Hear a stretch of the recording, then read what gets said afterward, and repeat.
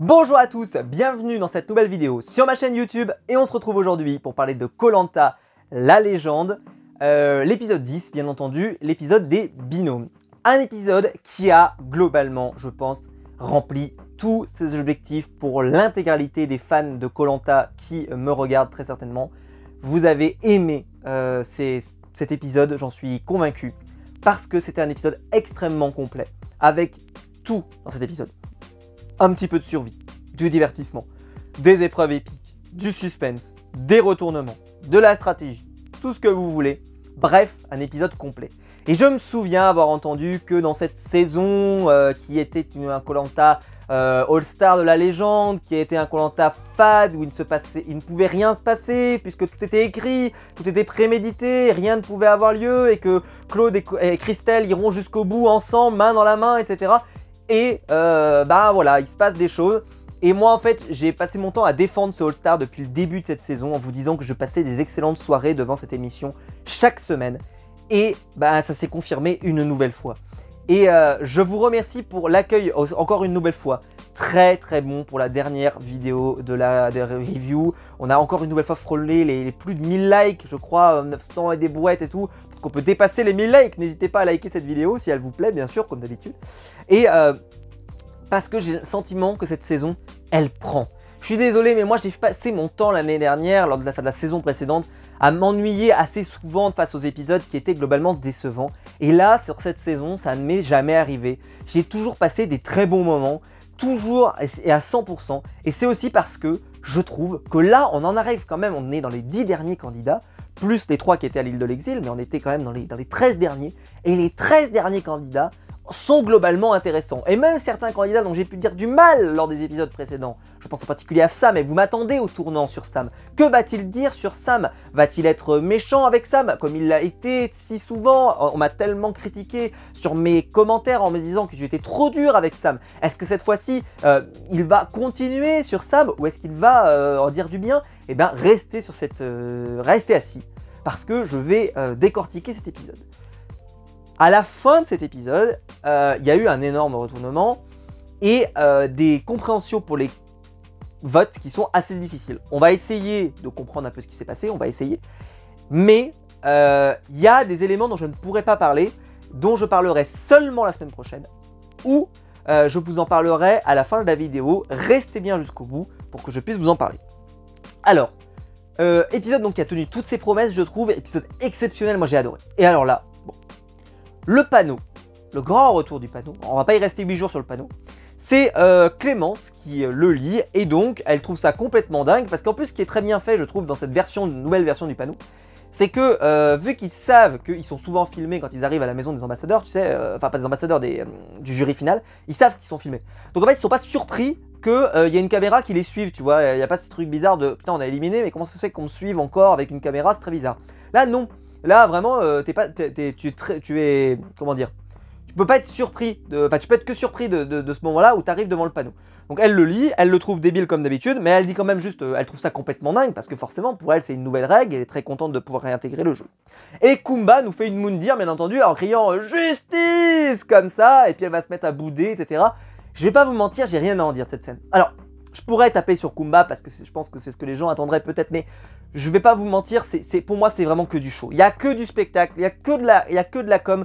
Prenez pas ça au premier degré, pour moi c'est vraiment du second degré. C'est comme quand Moundir, il voit arriver quelqu'un qui fait justice comme ça, pour moi c'était vraiment c'était pour en envoyer plein la vue, c'est pour manifester, mais c'est pas vraiment pour faire, voilà. Et bah là, le fait qu'elle boude, machin, etc., qu'elle clash, si tu veux, pour moi c'est vraiment surfait, c'est vraiment du surplus, j'y donne une très peu de valeur. C'est pour le divertissement, entre guillemets, si vous aimez ce genre de truc. Moi, honnêtement, je suis assez hermétique à ce genre de truc. Mais voilà, je vais pas lui taper dessus parce qu'honnêtement, voilà, je me suis dit, tiens, en plus, ça se trouve, elle va revenir sur sa canne à pêche. Bah non, désolé, hein, déception. Mais voilà, et par contre, mention spéciale à, donc, Kumba lui répond, enfin voilà, veut pas lui répondre, elle répond juste justice et puis c'est tout. Et Clémence va lui répondre juste bonjour. Ça, c'est la réponse la plus drôle que j'ai jamais vue de ma vie. C'est vraiment le côté de l'autre, elle lui dit « Ah non, mais de toute façon, moi, je parle pas au trait, je parle pas au machin, Bref. Et puis l'autre, lui dit « Bonjour. » C'est vraiment le côté, la politesse. Bonjour. D'abord, bonjour. Ça m'a fait mourir de rire vraiment cette réponse. Et puis elle pourra pas en placer une derrière. Et puis voilà. Heureusement, bon, le duel va arriver relativement vite, donc ça va leur éviter d'avoir à se supporter trop longtemps sur l'île. Au cas où, voilà, on sait pas. Hein. Kumba, elle a une canne à pêche. On sait pas ce qu'elle fait avec sa canne à pêche. Elle pourrait très bien, tac, elle attaque Clémence dans son sommeil. On sait pas. Moi, je dis ça. Ce sont des accusations très graves. Non mais je plaisante, hein, je préfère dire je plaisante. Mais vraiment voilà, je donne pas de valeur à tout ça. Bon, ils vont faire donc un débrief sur le camp de un peu ce qui s'est passé. Hugo va reconnaître plus ou moins que Clémence, elle était méritante. Mérite tellement.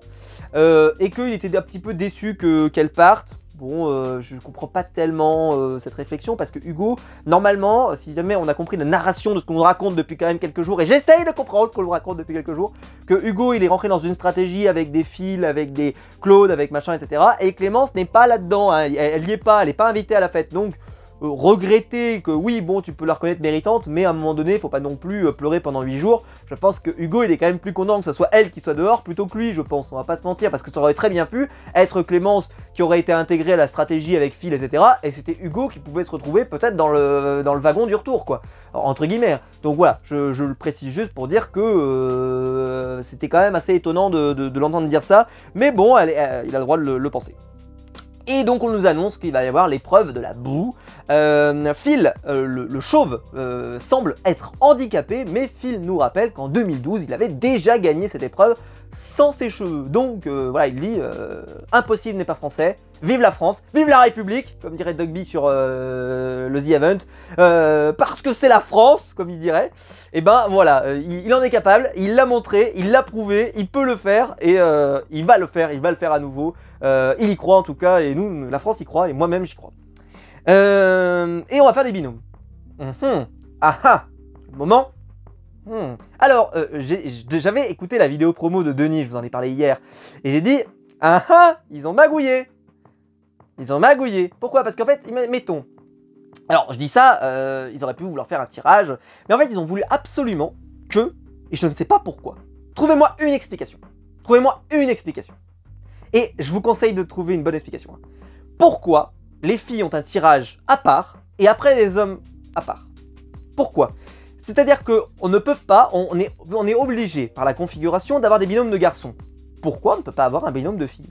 Alors, je dis ça, il faudrait vraiment un gros hasard pour qu'on se retrouve avec les deux filles ensemble. Mais ça peut arriver, ça peut, c'est le hasard.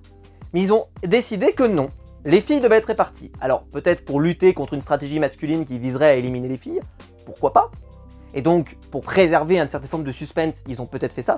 Mais je suis désolé, ça n'est pas logique selon moi. Parce que par rapport à l'épreuve de la boue, bah je suis désolé, mais c'est une épreuve qui n'est pas non plus genrée, puisque Phil a bien réussi à la gagner, donc un homme peut gagner, une femme peut gagner, etc. Il n'y a pas de règle, je veux dire. Et pour l'épreuve de l'aveugle, bah une femme ou un homme, j'ai envie de dire, c'est la même chose, hein, c'est pas un souci. On pourrait me dire, oui, mais une femme crie moins fort qu'un homme, ou un homme crie plus fort qu'une femme, ou enfin crie plus fort qu'une femme, ou je ne sais quoi. Bah non, parce que ça s'est pas vu, on l'avait bien vu avec Sam lors de l'épreuve des bandés. Donc à un moment, je comprends pas la justification, sauf peut-être celle que j'imagine, et donc une volonté de orienter le jeu pour qu'on ne perde pas toutes les filles trop rapidement, mais je pense que ça a été orienté délibérément, mais qu'en réalité, normalement, on n'aurait pas dû avoir, parce que je comprends quand ils le font d'habitude, quand ils ont 5 filles et 5 garçons. Là, je comprends, parce qu'il y a une certaine forme de pourquoi pas, allez, vu qu'on a 5 filles et 5 garçons, on va faire... Mais là, de toute manière, les binômes il y aura 2 binômes pardon, qui ne seront pas mixtes. Il y en aura 2 qui ne seront pas mixtes. Pourquoi s'être assuré, par contre, que les filles, elles seront bien séparées? Pourquoi elles ne pouvaient pas se retrouver ensemble? J'ai pas eu d'explication, je n'ai pas d'explication à vous donner, ça me gêne. Je suis désolé, c'est pas normal qu'il y ait une règle pour les garçons et qu'il n'y ait pas la même règle pour les filles. Je trouve ça bizarre. Enfin, c'est bizarre, c'est curieux comme dirait l'autre. Enfin bref. Donc on fait d'abord tirer les filles d'abord.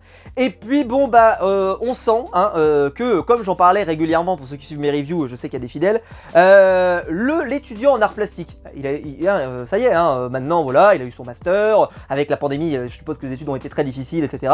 Et donc bah on va pas se mentir, il régresse. Bah ouais, parce qu'il a quitté les études depuis quelques temps, voilà, il fait partie de ces étudiants qui ont un peu eu le blackout post-Covid, etc.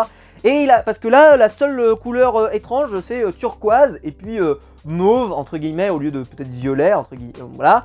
Mais je trouve qu'ils sont restés plutôt sobres puisqu'on a eu du orange, du vert, du bleu. Donc voilà, il régresse un petit peu. On sent que les études commencent à être un peu éloignées pour lui et peut-être qu'ils vont devoir le remplacer. Peut-être une étudiante ou un étudiant d'art plastique va peut-être intégrer la production de Koh Lanta pour faire la couleur des petits cailloux. Mais en tout cas là, c'est vrai qu'il était assez peu inspiré. Donc j'espère qu'il va bien. J'espère que sa famille va bien. J'espère que ses proches prennent soin de lui parce que j'ai peur qu'il nous fasse une petite dépression, voilà, que 2 couleurs innovantes sur 5, ce n'est pas suffisant. Tu nous as habitués à beaucoup mieux. D'habitude, on méritait beaucoup plus de couleurs. Il mérite, hein, n'est-ce pas? Enfin bon, bref. Donc j'espère qu'il va bien. Peut-être que c'est peut-être le stagiaire de 3ème peut-être qui est intervenu et qui ne connaissait que la couleur turquoise et mauve, peut-être, je ne sais pas. En tout cas, je suis surpris que nous n'ayons pas eu autant d'innovation, autant de créativité face à ces couleurs absolument extraordinaires. Vraiment, c'était la déception. C'était la déception cet épisode. C'était une déception. On était déçus. On était déçus. La France était déçue. Alors les binômes. Sam se retrouve avec Jade. Phil se retrouve avec Alix. La joie. Théora se retrouve avec Christelle. La joie. Et Claude se retrouve avec Laurent. Et la double joie, Loïc se retrouve avec Hugo le méritant. Bon bah écoutez, comme ça d'instinct, on va pas se mentir, le binôme qui est plutôt cool, c'est Claude et Laurent, parce que les deux étaient plutôt en alliance un peu avec tout le monde, et je trouve que globalement, ce tirage au sort a été très intéressant. Pourquoi? Parce que le fait que Laurent et Claude se retrouvent à part, ça a fait que, parce qu'ils ont une forme d'immunité, on va dire, par leur sympathie et par leur cercle d'amis, tu vois, leur cercle de proximité. Et bah le fait qu'ils se soient retrouvés tous les deux ensemble, c'est vrai qu'ils n'ont pas été en danger. Certains pourraient le regretter en disant ah ouais, ils auraient pu tenter un truc, machin, etc.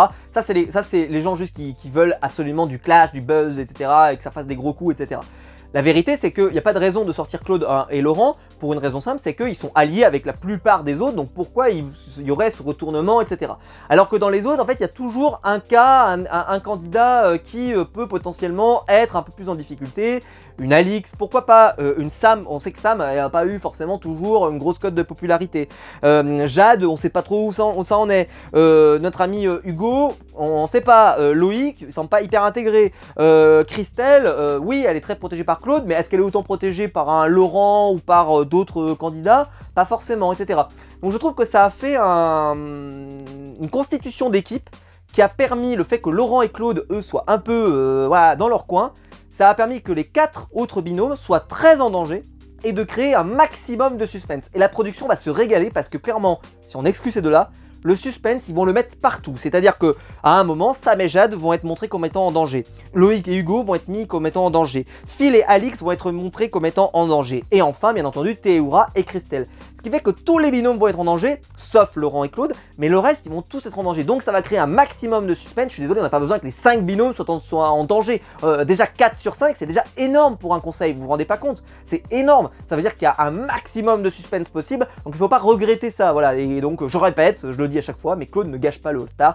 Ça le prouve une nouvelle fois avec cette configuration qui s'est produite, parce que vraiment, c'était tout à fait passionnant. Et malgré qu'il y ait Claude, eh ben, c'était quand même passionnant. En tout cas, moi j'ai pris mon pied, j'espère pour vous, et qu'il y ait les autres joueurs qui jouent pas contre Claude, etc. Ça n'a rien empêché le fait que ça reste passionnant à l'image.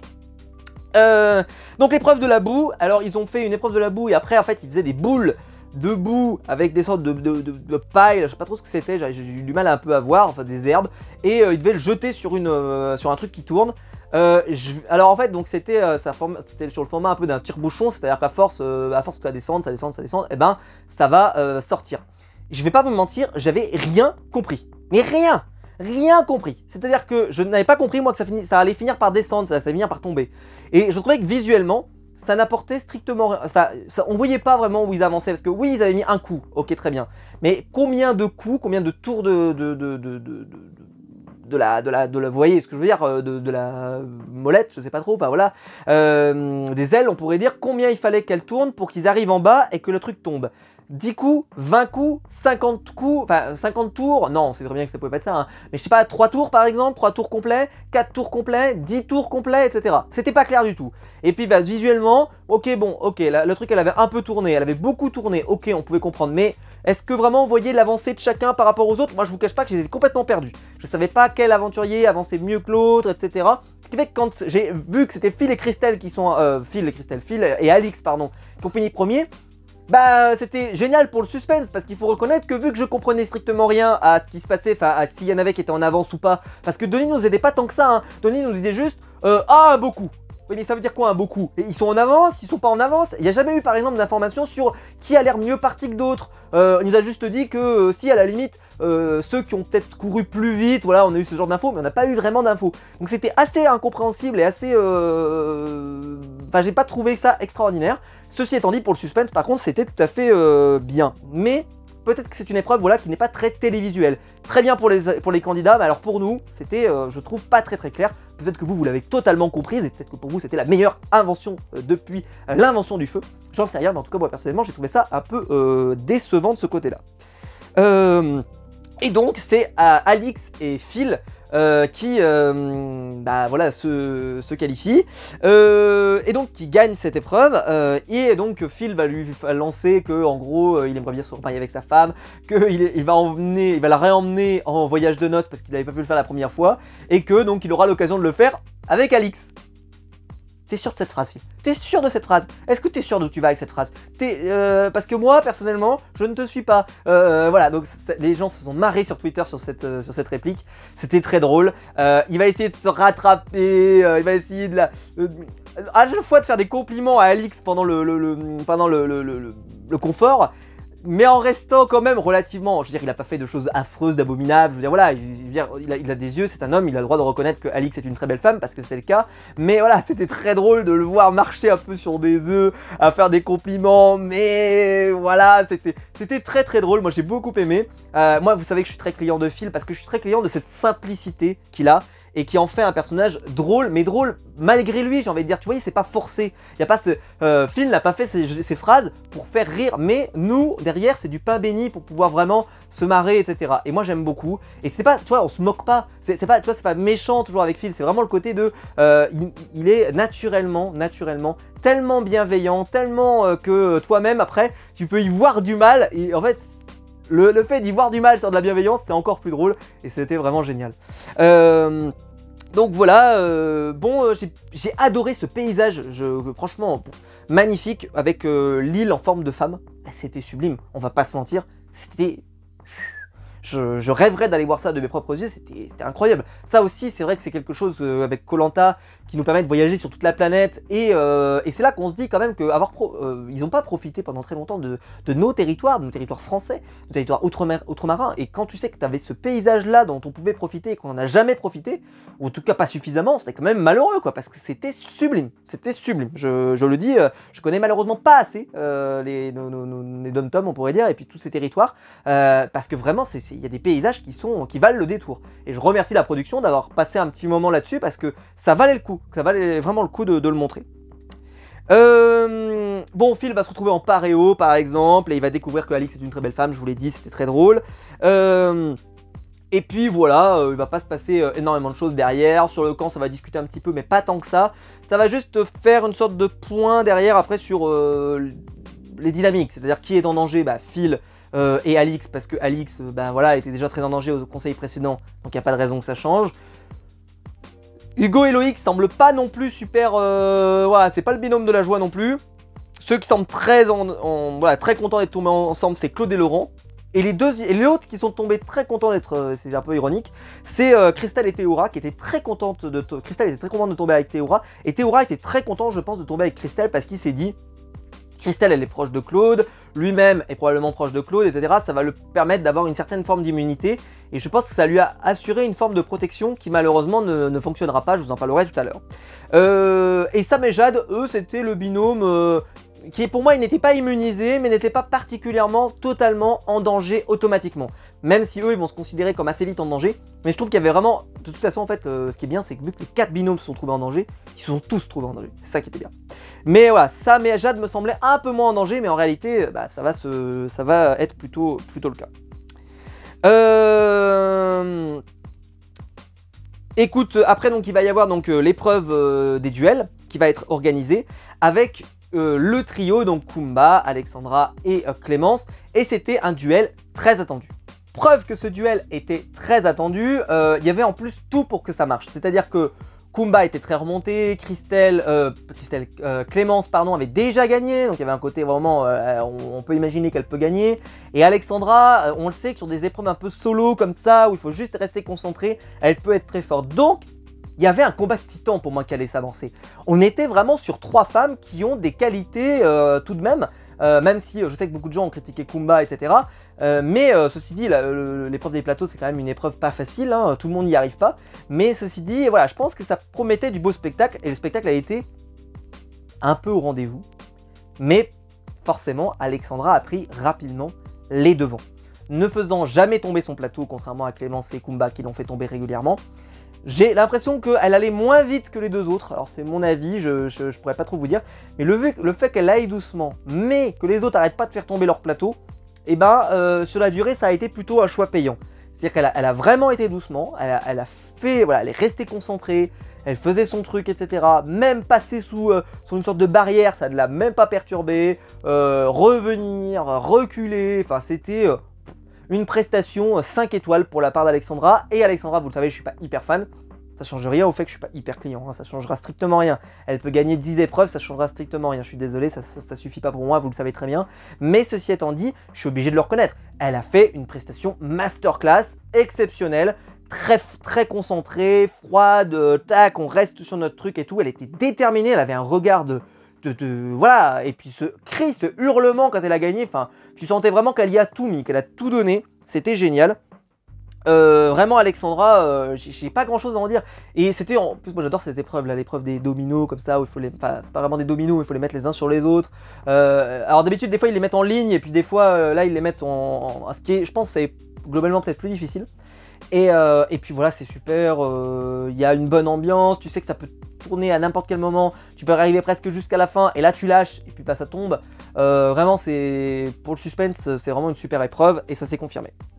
Petit instant de pêche, alors j'avais qu'une seule peur, c'est que dans la bande-annonce, j'avais l'impression qu'ils insistaient beaucoup sur ce moment, je savais pas trop pourquoi, et c'est vrai que ce moment était particulièrement jouissif. Donc c'est Claude qui essaye de pêcher 16 poissons, c'est un peu son objectif, et il va attraper un énorme poisson noir. Alors, bon Claude, on va pas se mentir, il était plutôt marseillais sur le coup, parce que son poisson, il l'imaginait comme ça. Pour moi, il avait pêché, je sais pas moi, un requin, un orque, tu sais, un truc de malade. Désolé, j'ai rien contre le peuple marseillais qui m'écoute, mais voilà. Son poisson il était à peu près comme ça, mais il était quand même énorme. Je veux dire, c'est un poisson, on n'en voit pas tous les jours des comme ça. Et là, t'as Claude qui le tient comme ça, là, un peu comme un bébé. Et je sais pas pourquoi d'ailleurs, premier truc, c'est pourquoi il lui a enlevé la flèche. Parce que je suppose bien qu'il l'a pêché au harpon. Tant que ça m'est pas arrivé, pourquoi il enlève la flèche? Ça, je comprends pas tellement. Et deuxième problème, c'est que, parce qu'il l'a bien percé, donc normalement il devrait pas. Voilà. C'est un peu bizarre. Et puis, bah, Sam va mettre une plombe à arriver, alors je sais pas pourquoi. La raison est certainement qu'il y a des oursins, hein, parce qu'on le voit, il se déplace très doucement. Mais quand je vous dis doucement, c'est vraiment, je sais pas moi, un papy va plus vite quoi. Il était comme ça, il avançait super doucement, il faisait oh doucement. Je sais pas, ou alors limite nage, j'en sais rien. Enfin, c'était pas assez profond, je sais pas. C'est bizarre que ce soit pas profond, mais bon, j'en sais rien, mais en tout cas, c'est vrai qu'il avançait à 2 à l'heure, et donc là, le poisson va faire l'acte de liberté, sauver Willy, il va se barrer, et donc Claude va commencer à gueuler, faire « Mais putain, mais Sam, qu'est-ce que tu fabriques, bordel? Mais viens plus vite, mais pourquoi t'es pas à côté de moi, etc. » Il le dérouille, et, Sam va le prendre globalement pas trop mal, et là, sur Twitter, ça a été le déchaînement, voilà, ça a été qu'est-ce que je pourrais dire, la guerre de tranchées. Voilà, la guerre de tranchées. Parce que d'un coup, voilà, ah Claude, ça y est, il a pété un câble, le mec, il est hautain, il est méchant, c'est pas bien, etc., etc., etc. C'est vraiment, c'est pas beau, nanani, nanana. Claude, il est trop méchant, bref. Claude, je l'ai déjà dit dans les épisodes précédents, Claude est comme ça. Il a toujours été comme ça. C'est un homme qui ne laisse pas de place à l'erreur. On le voit, c'est toujours comme ça. Sauf qu'avant, quand il s'en prenait au nul, eh ben, ça choquait pas. Parce qu'il y avait ce côté un peu l'homme d'autorité qui vient parler aux autres. Mais il avait des propos tout aussi, parfois, très cash. On se souvient comment il parlait à Inès, etc. C'est le vrai Claude. Sauf que les gens l'avaient absolument voulu le voir du côté positif. Et là, vu qu'il s'en prend à des candidats globalement assez populaires, comme un Sam ou autre, eh ben, ça n'est pas perçu pareil. Il n'a pas changé. Et tant mieux que les gens peut-être, si ça peut arrêter cette côté que Claude est vraiment l'homme parfait, Justement, si Claude est le GOAT absolu pour moi de koh depuis très longtemps, ça veut dire le greatest of all time, pour ceux qui se poseraient la question, ça veut dire le plus grand de tous les temps, et ça fait très longtemps que c'est le cas, et cette saison ne risque pas d'empêcher ça. Claude, c'est aussi parce qu'il n'est pas parfait. C'est ces imperfections qui font que c'est un candidat aussi passionnant à l'écran. C'est un candidat génial, Claude. Moi, je l'adore. Je trouve que c'est un candidat passionnant, qui donne envie qu'on le suive. Et Claude, j'ai qu'une seule hâte, c'est de le revoir chaque semaine dans les épreuves, sur le camp, etc. C'est un super client télé, c'est peut-être l'un des meilleurs qu'on a jamais eu, avec les Moundir, etc. Forcément, mais parce que Moundir c'était un cas particulier presque, on pourrait dire, parce qu'on n'en retrouvera pas des deux comme ça, voilà. Mais même Pascal était un très bon client télé également. Mais Claude, lui, par contre, c'est un très bon client, mais c'est un très bon client parce que il est nature. Et Laurent va très bien le décrire d'ailleurs derrière, il va dire, voilà, Laurent, Claude, il est comme ça, il est sanguin, il faut que ça sorte, en plus, bon, autant que ça sorte. Mais c'est aussi ses qualités, parce que c'est aussi ça qui fait qu'il est aussi déterminé, qu'il a autant un moral de gagnant, etc. Ça a ses avantages, on peut pas avoir les avantages sans les défauts, etc. Enfin, je veux dire, voilà, il y a un moment donné, c'est un personnage qui est tellement intéressant que c'est pas un mystère si c'est un des candidats les plus intéressants et les plus passionnants du jeu depuis le début, quoi, et depuis toujours. Bon, il va y avoir ce moment où Loïc va se mettre à pleurer.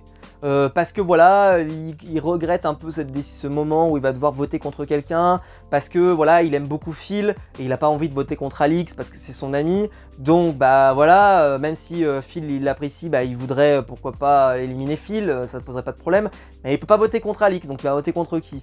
Merde, bah alors je peux pas voter contre moi-même, hein, contre moi et Hugo, donc bah il reste qui? Bah, il reste Laurent et Loïc, Laurent et Claude, je vais pas voter contre eux.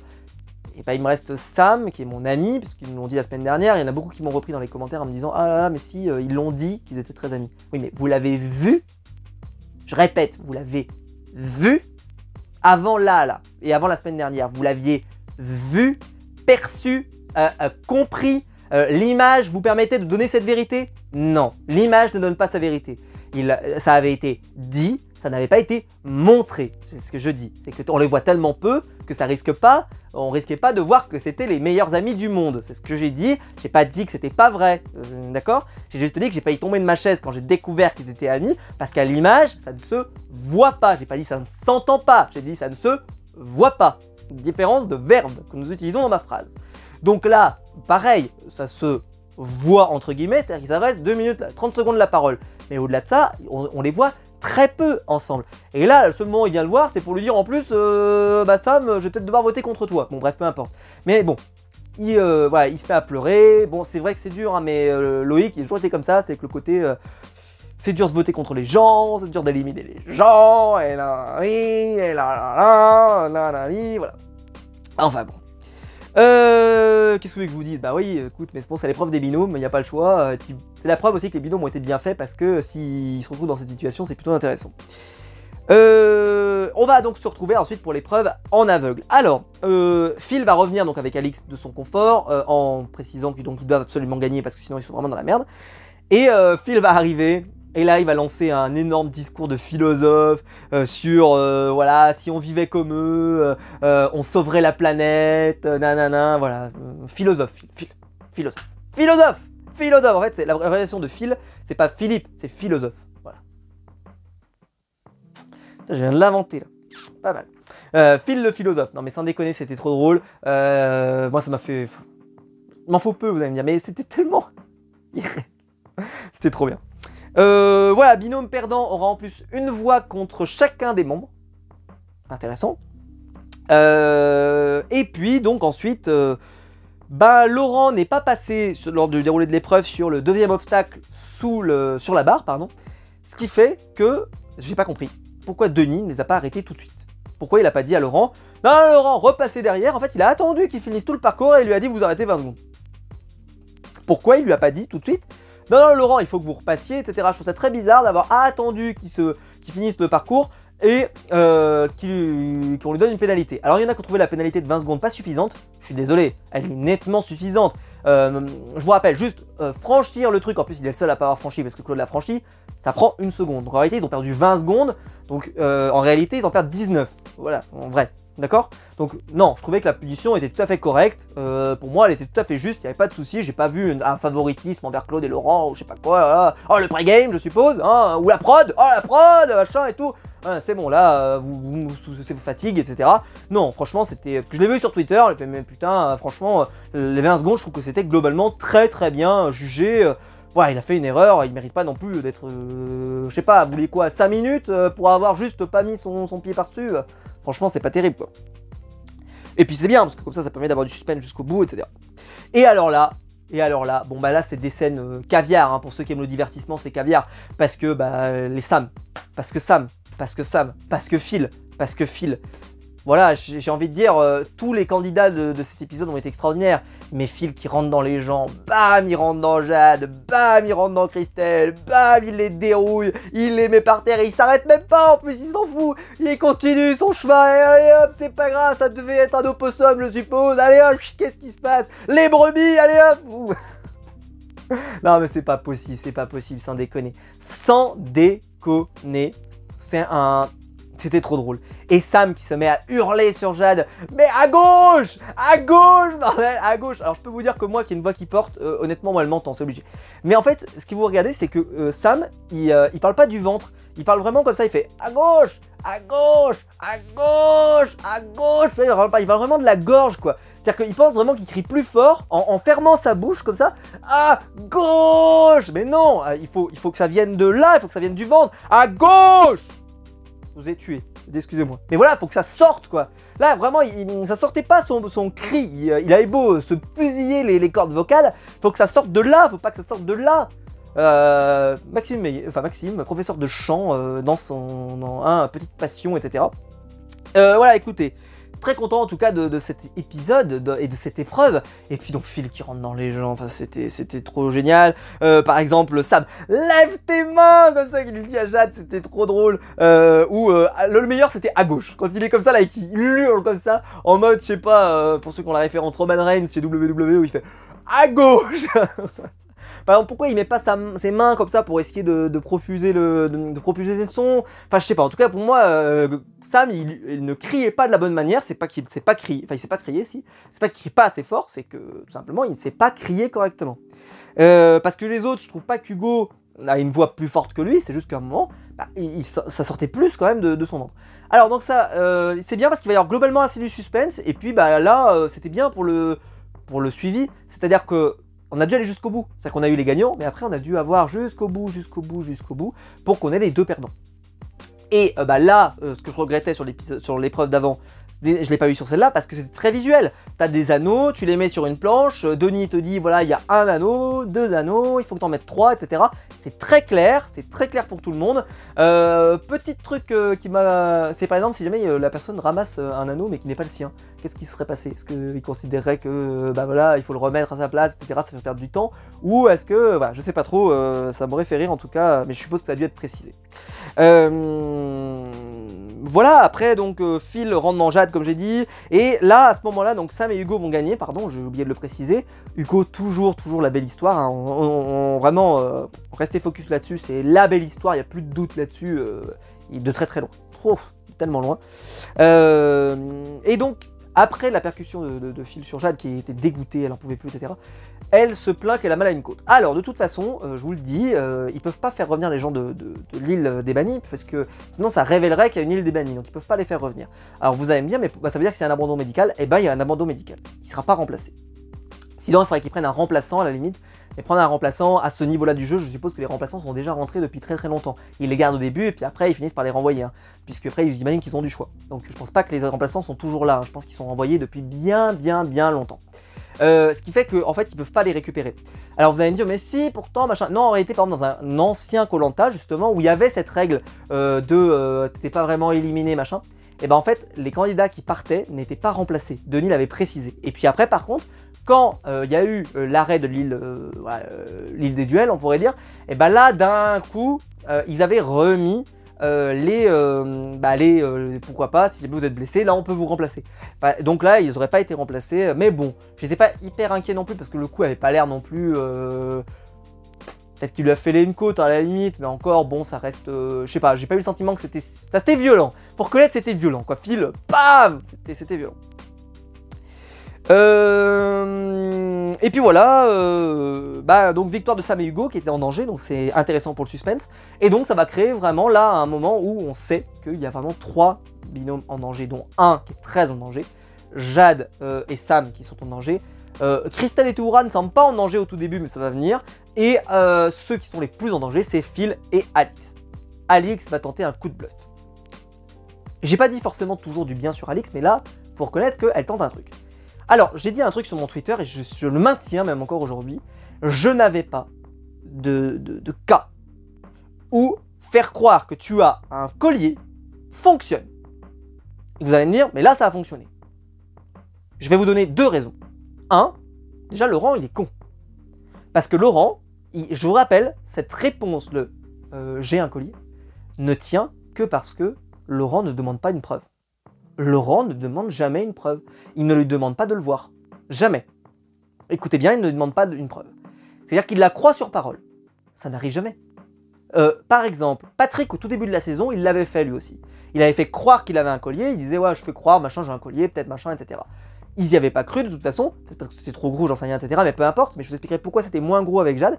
Ça, c'est le deuxième argument. Mais ils n'y avaient pas cru. Mais parce qu'à un moment, Claude va voir Patrick et il lui demande et lui dit « Bah, tu peux me le montrer? Si t'as un collier, tu me le montres. » Et il peut pas lui montrer. Il dit « Bah non, je peux pas, enfin machin. » Et en fait, tu te retrouves couillon, quoi. Très rapidement couillon. Et là, Laurent le fait pas. Laurent le fait pas. Alors, est-ce que c'est volontaire, est-ce que c'est pas volontaire, j'en sais rien, mais en tout cas, Laurent a avalé cette information comme étant une vérité absolue, sans aucune preuve matérielle du fait qu'elle a un collier. Donc je trouve ça très bizarre que Laurent soit aussi naïf. Donc en fait, et après le problème c'est que c'est le téléphone arabe, c'est-à-dire qu'à partir du moment où il avait transféré l'information à Laurent, en lui disant tu le dis pas, mais en plus elle le dit très sérieusement, elle dit j'ai un collier, tu me dis qui tu veux sortir et on le sort. Sauf que là, Laurent, lui, il percute pas sur le fait est-ce qu'elle a un collier ou pas, il récupère juste en disant oh putain, ça veut dire que c'est pas Alix qui doit partir ni Phil, donc c'est bien parce que ça me sauve mon Phil que j'aime beaucoup, mais alors ça veut dire qui doit partir. Et alors j'espère que c'est pas moi. Et j'entends mon nom après qui sera prononcé, pas mon nom mais en tout cas, mais voilà. Et tiens, ah merde, si c'était peut-être, je sais pas moi, Sam, enfin, tu sais, tu commences à avoir pas mal de calculs d'un coup. Et voilà, les rumeurs de collier après ont dû transiter. Laurent l'a dit certainement à Claude, on va pas se mentir. Et à partir de là, c'est vraiment parti dans tous les sens. Et c'était très intéressant. Mais pour vous dire que déjà ça repose sur rien. C'est-à-dire que le mensonge repose sur juste voilà, Laurent qui a été globalement très sympa de croire à ça sans émettre de doute entre guillemets. Et deuxième élément qui a compté, je pense que c'est l'élément qui compte le plus, c'est qu'on est très très proche de la fin, parce qu'on est à 10 émissions, donc on a déjà presque 25 jours je crois, ou 26 jours, et il n'y a jamais eu de collier. Et c'est vrai que tu peux imaginer, que c'est louche qu'il n'y ait pas eu de collier. C'est louche, faut le savoir, on n'a toujours pas trouvé de collier. C'est même pas une question qu'il n'y a pas de collier en jeu. Il n'y en a même pas, nous, qui a été trouvé. Il n'y a pas de collier trouvé, pour le moment. Je parle dans la dernière partie du jeu, là, dans la partie en solo, pas en individuel. Il n'y a pas de collier. Donc c'est vrai que le doute raisonnable du fait qu'il y a un collier, parce que ça semble bizarre qu'il n'y ait toujours pas de collier et toujours pas de collier qui a été joué, ça semble bizarre. Donc, je peux comprendre aussi qu'on peut potentiellement plus y croire que Patrick au tout début de la saison. Mais pour vous dire que il y a toute une communion de facteurs qui a fait qu'Alix a réussi. C'est pas uniquement le coup de génie d'Alix. Je pense vraiment qu'il y a un ensemble de facteurs. Il y a le culot d'Alix, bien entendu, le fait que Phil est rentré vraiment dans la démarche et a bien suivi le truc, que Jade a commencé à avoir des doutes, que Laurent l'a transmis à Claude et que c'est pas Alix qui l'a transmis à Claude, et que Claude n'est pas allé vérifier lui-même, ce qui est très bizarre, mais je pense que c'est qu'il a dû croire que Laurent, lui, avait eu une vérification, puisqu'il est plus proche d'Alix que Claude est proche d'Alix, donc il y a eu une vraie vérification, etc. Et après, tu vois, ça fait boule de neige, etc. Et donc l'information d'origine, au final, même si elle était faible, la transmission, la situation, etc., ça a fait que l'information a pris beaucoup d'ampleur au fur et à mesure du temps. Et donc, bon, bah là, on commence à avoir... voilà, donc Alix fait croire pour son faux collier. Et Loïc annonce, lui, par contre, que bah voilà, il n'a pas le choix, de toute façon, parce qu'il ne peut pas voter Sam et Jade, il les apprécie trop, donc il va voter Christelle. Il lui dit, bah voilà, moi, je vais voter Christelle et Tehura, je suis désolé, je n'ai pas le choix. C'est pas que je vous apprécie pas, mais je peux pas voter contre Sam, je peux pas voter contre Alix, ben, il me reste qu'un seul choix. Ok, Christelle est un peu déçue, mais en même temps, voilà... Et le truc, c'est que Laurent, lui aussi, se retrouve dans la merde parce qu'il veut pas voter contre Alix. Parce que là, en plus, elle a un collier, donc il sait que ce serait un vote pour rien. Donc il se dit, bon, qui je peux voter? Alors peut-être Sam. Ouais, mais Sam et Jade, c'est plutôt des alliés, donc qu'est-ce que je fais? Christelle et Théoura, bah Théoura je sais pas trop, et bon voilà, il commence à y avoir pas mal de discussions, et bon voilà, Jade, donc Phil va poursuivre Jade dans la forêt, parce que Jade cherche un collier d'immunité, elle va pas trouver, et donc elle dit Phil est un filou, un filou. Après la filouterie, hein, bien entendu, la filouterie, elle n'a jamais fini. Mais voilà, c'était la fourberie. Ah oui, c'était la fourberie. Maintenant, après la fourberie, il y a la filouterie. Jade, 2021. Fourberie, la filouterie. Marque déposée. Et puis voilà. Claude va voter contre Phil. Et alors là, il précise, c'est parce qu'aux ambassadeurs, il n'a pas fait le job. Ce qui, je rappelle, je suis pas d'accord, mais je peux comprendre que Claude le perçoive comme ça, parce que lui, de toute façon, il n'a pas toutes les clés. Mais de toute façon, voilà, je l'ai expliqué, Phil ne pouvait pas faire blocus, il ne pouvait pas essayer sa stratégie qu'il avait menée, etc. Bref, je ne vais pas revenir là-dessus, j'en ai parlé dans une vidéo, vous allez la revoir si jamais vous voulez tous les détails. Mais je peux comprendre, comme je vous l'avais dit, que Claude, lui, le perçoive comme ça. Je peux le comprendre. Mais je trouve que Claude, dans sa façon dont il l'avait demandé à Phil, en plus, c'était très bizarre, parce que c'était vraiment très orienté en disant, mais tu pouvais pas... Ben, ouais, mais en fait, en réalité, si les trois étaient d'accord, je pouvais rien faire, en fait, je pouvais pas bloquer ma décision, ne pouvait pas bloquer une décision.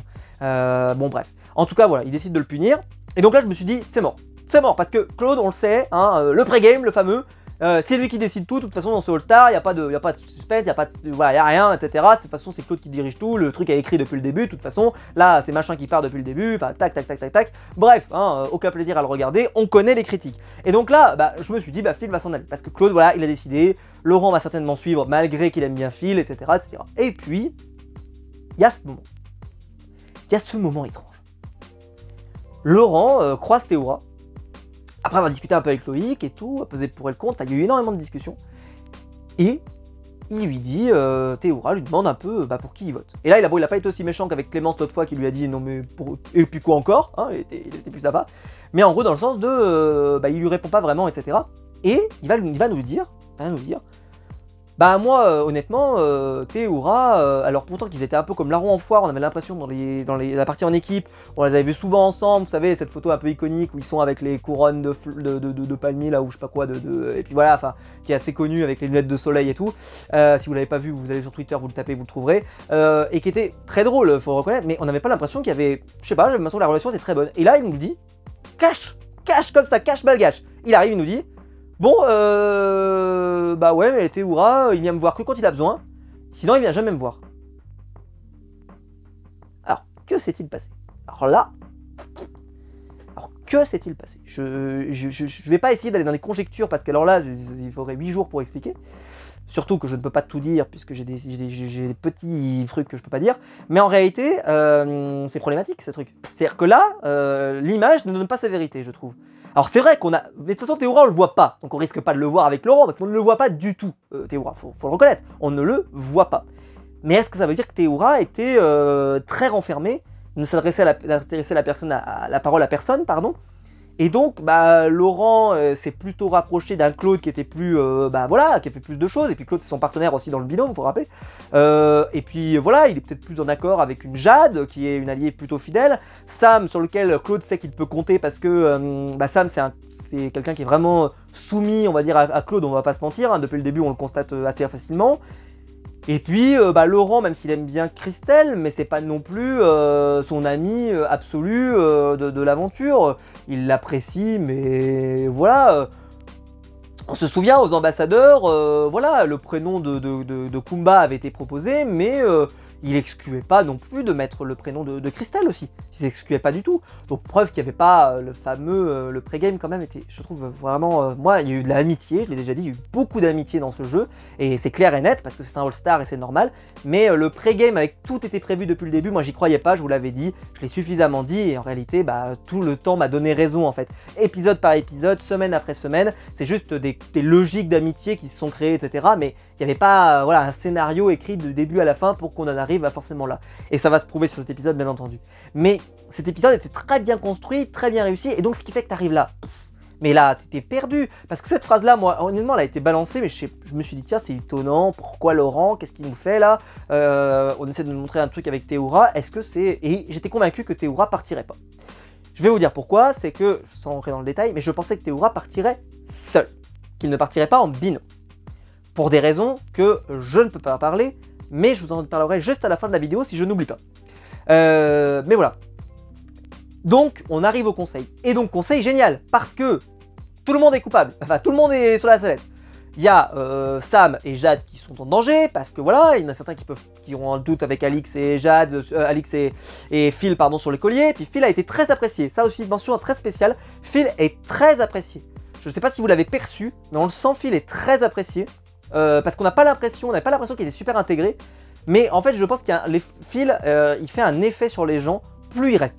On le constate. C'est qu'au début, il est un peu réservé, etc. Et puis plus tu le connais, plus il doit être attachant. Et c'est quelqu'un qui, je pense, doit être vraiment attachant et tu as envie de l'amener avec toi. Et puis c'est quelqu'un aussi de fidèle, entre guillemets. C'est-à-dire c'est quelqu'un de solide sur lequel tu peux construire. Phil, tu lui dis, tu fais ça, il fait ça, on fait ça. Voilà, tu vois, il y a vraiment, c'est quelqu'un qui tient parole globalement. Alors on va me dire, oh, les ambassadeurs, machin. Et je trouve que les ambassadeurs, il a quand même tenu parole. Bon, après ça, c'est chacun ses goûts. Mais c'est quelqu'un qui est solide, tu vois, un peu comme un Sam. Sam, il est solide aussi, tu vois, c'est un allié. Tu sais que tu vas aller au bout, en tout cas en particulier pour Claude. Et ben, vaut mieux garder un fil, entre guillemets, peut-être plutôt qu'un Théoura et Christelle. Mais pourtant, Christelle, c'est aussi une alliée très solide normalement pour Claude. Donc c'est pour dire que vraiment là, il y avait tout un enchaînement de bazar. Et donc là, bon, conseil, voilà, on arrive, discussion, et donc là, tout le monde est en danger. Voilà, Phil, vraiment, les trois trios sont en danger, sauf ceux qui sont immunisés, et Claude et Laurent, évidemment. Bon, on est vraiment sur des votes, enfin, on discute un petit peu, etc. Et là, bon, j'ai noté déjà 2 trucs. Premier, alors, cet épisode est très étrange sur les votes. Très étrange.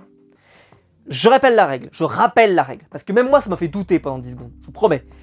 On doit voter pour la même personne du binôme, et s'il y a une personne du binôme qui est éliminée, elle part. Ce n'est pas un cumul des voix, on ne cumule pas les voix de, je sais pas, par exemple de Jade et de Sam. Non, c'est les voix de Sam, les voix de Jade, elles sont séparées. C'est juste que le destin de l'un entraînera l'autre, ce qui fait d'ailleurs que celui qui a le plus de voix est éliminé, et l'autre est entraîné dans sa chute.